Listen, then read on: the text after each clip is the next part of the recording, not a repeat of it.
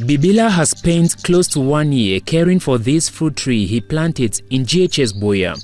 As a Form 2 student, Bibila finds pride in environmental conservation. They brought this tree last year ago. So as the man brought the tree, I chose my own, and there was a place where I chose to plant it.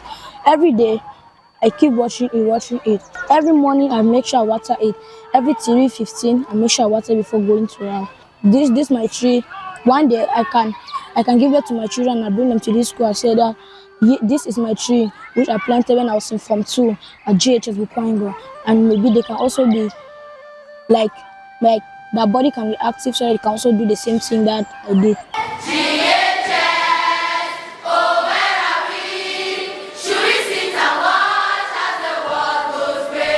He is amongst the students driving positive change in his institution under the Environmental Club. I've learned that we have to preserve our forests, about diversity, because without it, we will not have enough oxygen, because the trees inhale carbon dioxide and then transforms into oxygen that we breathe.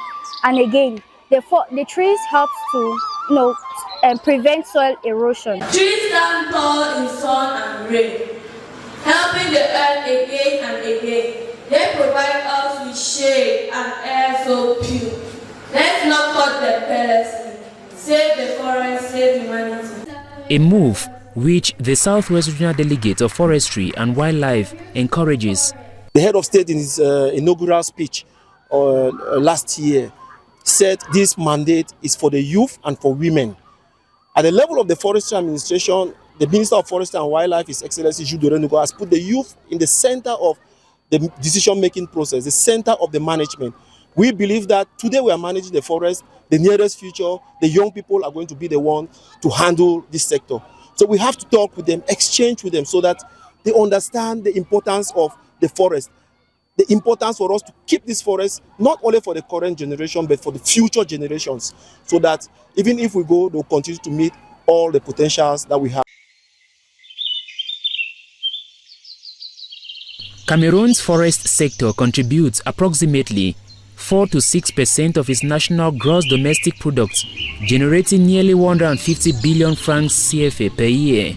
But with about 1 to 2% deforestation rate in the region, there is a problem.